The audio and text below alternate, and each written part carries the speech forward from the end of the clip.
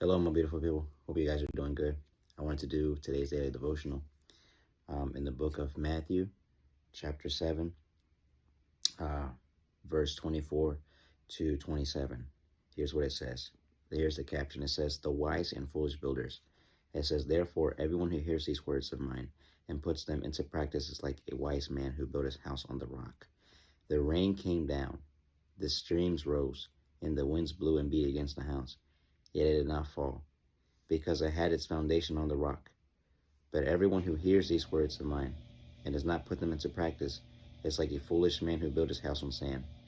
The rain came down, the streams rose, and the winds blew and beat against the house, and it fell with a great crash."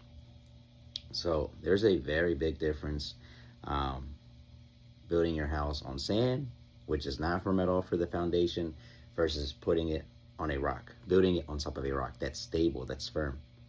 What I get out of that, guys, is at the end of the day, that should also be us.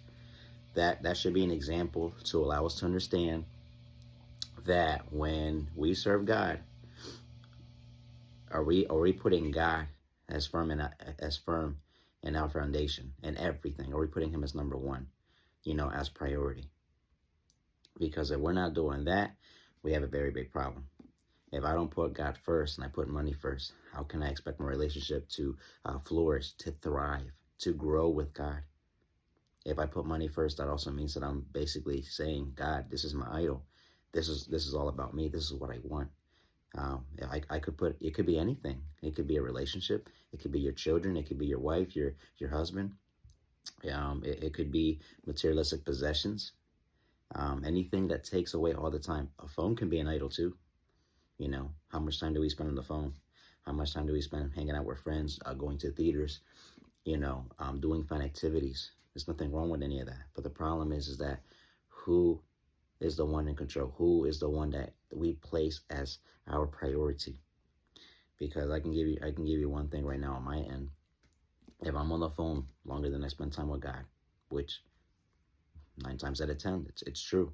I spend more time on the phone than I do with the Lord. And I want to change that. I don't want God to be looking at me like, "Hey, son Omar, come on, man, what's going on?" You spend all the time on the phone, and the phone is basically becoming your idol. And on top of that, you don't spend as much time as me.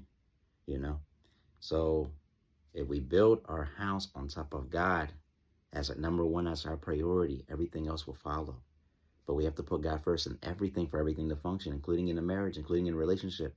Because if we don't do that, we're not going to get that far, and not alone by our own strength either.